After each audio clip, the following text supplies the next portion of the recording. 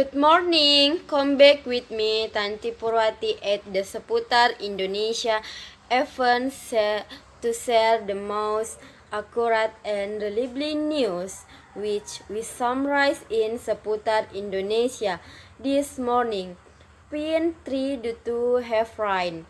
On Wednesday, January 27, 2021, heavy rain accompanied by strong winds filled a Sibley tree.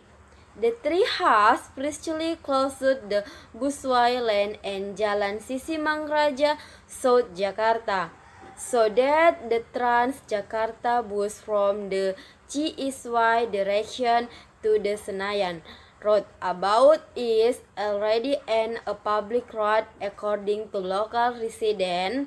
This incident occurred at 15 and 10 minutes past with causing most traffic jams. This incident did not claim any casualties. This news closed the event on regarding Indonesia. This morning, I am Tanti Purwati. Thank you and see you soon.